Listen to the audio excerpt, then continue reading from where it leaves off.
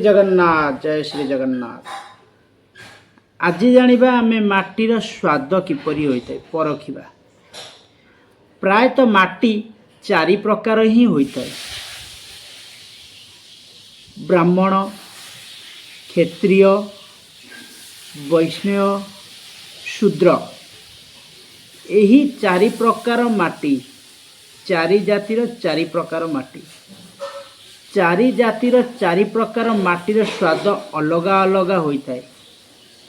ब्राह्मणर माटी अलगा स्वाद होता है, क्षत्रियर माटी अलगा स्वाद होता है, वैष्णव जातिर माटी अलगा स्वाद होता है और शूद्र जातिर माटी अलगा स्वाद होता है। तो केमिति जानिबा केउ जातिर माटी किपरि स्वाद होता है? तो प्रथम जानिबा, कारण ब्राह्मण होउचନ୍ତି सबुठारु श्रेष्ठ जाति, तांको माटी किपरि होता है। ब्राह्मण जातिर माटी कषा लागे। जदि देखिबा क्षत्रिय जातिर माटी अम्ल, जहाँ को आमे खटा कहू, से खटा लागे। क्षत्रिय जातिर माटी खटा लागे। तृतीय माटी होउची वैष्णव, जो माटी की पिता लगी थाए।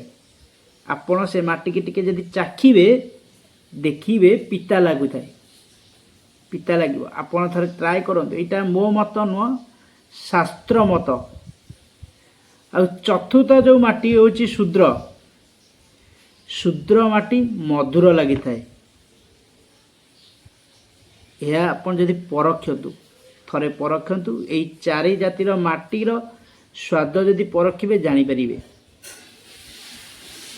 स्वाद जदि जानिबे, चारि जातिर माटी की अलगा अलगा करी परखिबे जानि परिबे। मधुर लगी था, यह शास्त्र मत अटे। यह मो निजस्व मत नुहे, मोर शास्त्र मत अटे। यह को थरे परखंतु। आउ जदि आपण जदि गृह निर्माण करिया को चाहुचंदी, केउ केउ माटी रे गृह निर्माण करिवे, केउ जातिर को आपण किनिबे, जमी किनिबे, गृह निर्माण कर, ता ऊपर संपूर्ण वीडियो म आनिबी। किंतु आज जानिले चारि प्रकार माटी, चारि जातिर चारि प्रकार माटी।